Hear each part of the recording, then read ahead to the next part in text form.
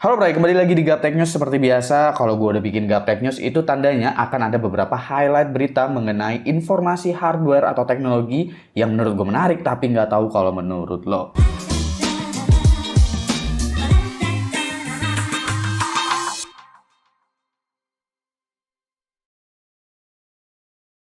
Seperti biasa, akan ada berita yang memang dari produsen-produsen ternama nih, seperti Intel, AMD, dan juga Nvidia. Atau kalau ada yang menarik-menarik lainnya, seperti di berita minggu lalu, berita seperti Apple pun bahkan bisa gue infokan di Gaptek News ini. Ini kayaknya jedanya 10 hari nih sekarang nih, udah lumayan konsisten lah Gaptek News ya. Karena ya, balik lagi, ada barang-barang yang memang lagi gue kerjakan, sehingga belum ada reviewan yang paling baru. Tungguin aja karena ada barang yang menarik juga yang bisa kalian lihat nanti untuk reviewan yang terbaru yang akan datang. Nah, untuk highlight berita yang pertama ini ada dari Intel, yaitu mengenai harga dari Raptor Lake Refresh atau Intel Core generasi ke-14 yang bisa kalian gunakan pada chipset 600 atau 700 series alias LGA 1700. Jadi ini bukan Meteor Lake tapi Raptor Lake S Refresh. Info ini didapetin dari leaker yang biasanya selalu benar di Twitter, maksudnya X, yaitu momomo_as. Disebutkan di situ next price dari Gen 13, yang disinyalir next price ini mengacu kepada Gen 14 atau Raptor Lake Refresh, bukan harga Gen 13 jadi naik. Jika kita ngelihat bocoran spesifikasinya, yang dimana gue udah sempat beritain juga minggu lalu mengenai Intel Core i7 14700K, ini untuk spesifikasinya, kabar-kabarnya sih memang yang punya penambahan core itu hanya Core i7 14700K aja.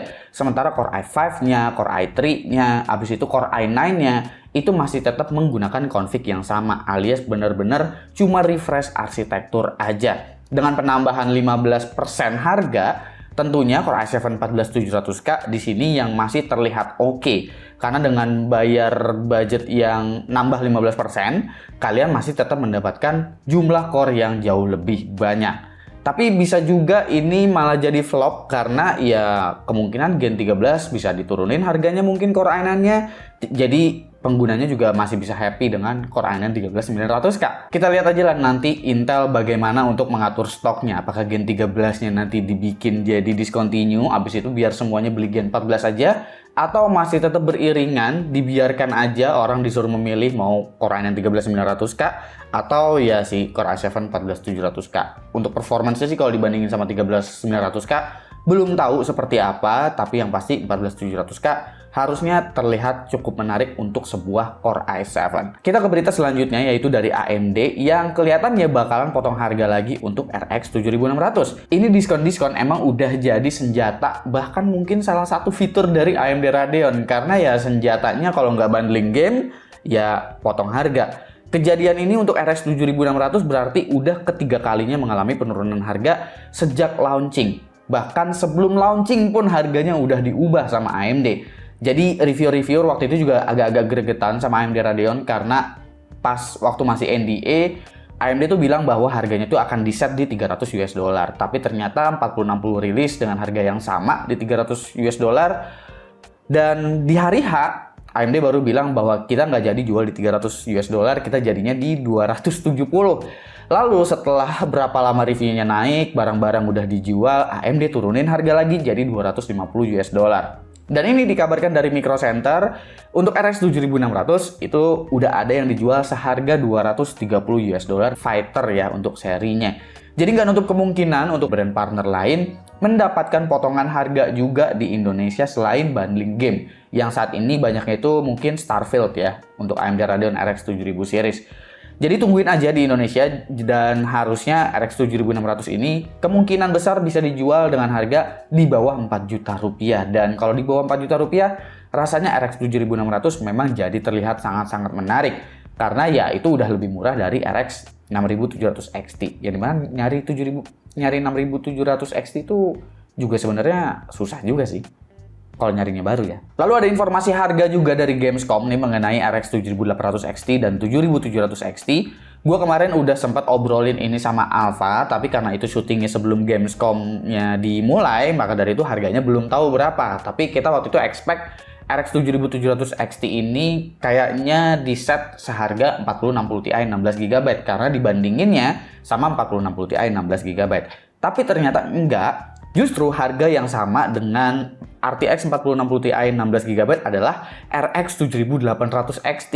Ini membuat seri buntut 800 XT ini jadi kelihatan menarik karena harganya lebih murah daripada RX 6800 XT saat pertama kali rilis.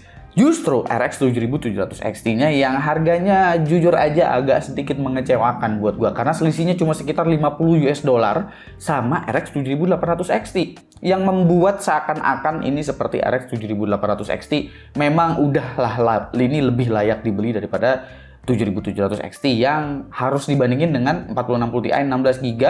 Selisihnya $50 kalau misalkan kita harus bandingin dengan performance lainnya, rasanya 4060 Ti masih tetap punya value jadi kelihatannya di sini ketimbang 7700 XT. Tapi 7800 XT menarik dengan harga $500 karena dia berani dibandingin dengan RTX 4070 di mana harganya kurang lebih sekitar 1,5 juta lebih mahal daripada si RX 7800 XT, dan itu akan menjadi kompromi yang oke banget semisal ada kekurangan-kekurangan di performance seperti AI. Kalau encoder dua-duanya udah sama-sama punya AV1 dan Radeon punya gimmick dari HyperX RX dan juga FSR 3 yang akan diluncurkan nanti. Lalu selanjutnya ini berita dari Nvidia mengenai revenue mereka yang saat ini memang lagi tinggi-tingginya. Kalian bisa lihat bahwa angka revenue tertinggi Nvidia itu ada di data center. Seperti berita gua sebelumnya, adanya AI bikin Nvidia sangat strong di sini. Gaming masih cukup gede, tapi dari quarter ke quarter ya segitu-segitu aja. Beda jauh banget dengan pendapatan di data center. Ini ngebikin total revenue Nvidia naik 2 kali lipat dari quarter sebelumnya bahkan. Nvidia emang lagi perlu banget kompetisi, nggak cuma di gaming, tapi di AI-nya juga. Dan kalau kita ngomongin soal kompetisi, di sini sebenarnya ada Huawei yang udah berani pasang badan untuk bersaing dengan Nvidia, katanya dengan chip GPU AI mereka. Kabarnya sih ini katanya bersaingnya itu dengan GPU A100 dari Nvidia, bukan H100-nya. A100 ini mungkin adalah versi kedua yang tercepat saat ini jika dibandingkan dengan H100 dan biasanya digunakan juga untuk large language model seperti ChatGPT. Nah, si Huawei juga ingin merilis GPU AI mereka yang akan dipakai juga untuk LLM atau large language model untuk seperti semacam ChatGPT gitu dan mau dipakai untuk semacam Chinese GPT.